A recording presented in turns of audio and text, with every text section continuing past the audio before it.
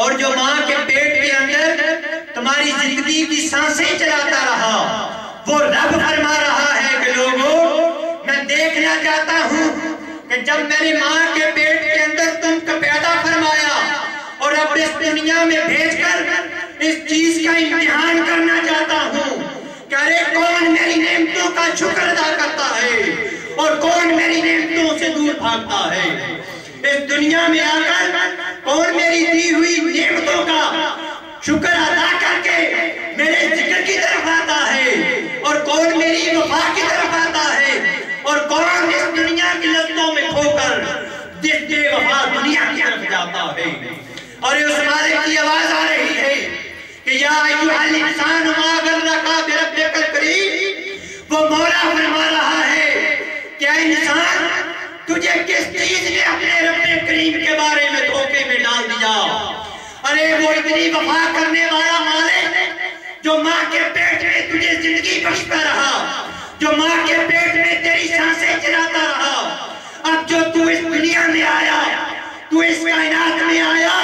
تو اس وفادار مالک کو بھول کر اس دنیا کی مستیوں میں کھو گیا، اس وفادار مالک کو چھوڑ کر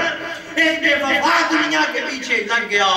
وہ خدا فرماتا ہے کہ ارے لوگوں میں دیکھنا چاہتا ہوں، میں آزمانا چاہتا ہوں، میں امتحان کرنا چاہتا ہوں کہ ارے کون اس دنیا میں آ کر میری دی ہوئی نعمتوں کا شکر ادا کرتا ہے اور کون اپنے اس وفا والے رب کی طرف جاتا ہے اور کون اس دنیا کی نعمتوں میں گم ہو جاتا ہے، کون اس دنیا کی لذتوں میں کھو جاتا ہے۔ میرے عزیز دوستو، ہم تو اس دنیا کی لذتوں میں کھو گئے، ہم تو اس دنیا میں مست و الست ہو گئے، ہم تو کھو گئے، مگر وہ قبر جہاں ہمارے محترم بھائی چلے گئے اور ہر انسان اس قبر میں جانے والا ہے، وہ قبر پکار پکار کہہ رہی ہے کہ اے میری پشت پہ چلنے والے ذرا ہوش سے چل کہ تھوڑی دیر بعد تو میرے پیٹ میں آنے والا ہے۔ اے مجھ پہ چلنے والے ذرا ہوش کی داخل لے، تیرا جنازہ بھی اس دنیا سے اٹھ جانے والا ہے۔ ارے میں اندھیروں کا گھر ہوں، میں اندھیری کوٹھری ہوں، میں ظلمتوں کا گھر ہوں، میں تاریکیوں کا گھر ہوں۔ اگر مجھ میں روشنی چاہتا ہے تو بندے، تو انسان اس کائنات کی زندگی سے روشنی لے کے آ، اس کائنات کی زندگی سے روشنی لے کے میرے پاس آ۔ اگر روشنی لے کر آئے گا تو یہاں ساری زندگی سکون کے ساتھ گزر جائے گی، پھر جنت کے باغوں کی سیر کرے گا۔ اور اگر نیک اعمال نہ لے کر آیا تو میں تو وہ گھر ہوں کہ جہاں جو عذاب ہوتا ہے جب قبر 70 قدم پیچھے ہٹ کر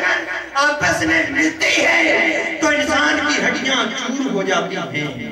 یہ وہ قبر کا عذاب ہوتا ہے جو انسان، جو لوگ اس فکر سے دور رہتے ہیں، اس خیال اور اس فکر سے دور رہتے ہیں، پھر وہ قبر کا عذاب ان کے لیے ہوتا ہے جو لوگ اس کائنات کی زندگی میں اپنے مولا اور حضور کی یاد سے دور رہتے ہیں۔ اس لیے اپنے دلوں میں عشق مصطفیٰ کے چراغ جلا لو، اپنے دلوں میں حضور کی محبت کے چراغ جلا لو۔ جب حضور کی محبت کے چراغ جل جائیں گے، یہ سینہ عشق مصطفیٰ سے روشن ہو جائے گا، تو پھر قبر میں بھی سکون مل جائے گا، تو پھر قبر کی زندگی بھی سکون کے ساتھ گزر جائے گی۔ حضرات لیکار، تو اسی کے ساتھ فلسفہ موت پر بات کرنے کے لیے میں شاگرد رشید حضور شیخ الاسلام جناب محترم المقام علامہ محمد نواز ہزاروی صاحب سے گزارش کروں گا کہ وہ تشریف لائیں اور اپنے نورانی اور روحانی خطاب سے ہمارے قلوب و اذہان کو منور فرمائیں۔ نعرہ تکبیر، نعرہ تکبیر۔ ابھی زبانیں خاموش نظر آ رہی ہیں، مزہ نہیں آ رہا۔ نعرہ تکبیر، کوئی زبان خاموش نہ رہے، سینے کے زور سے بولے ذرا۔ نعرہ تکبیر۔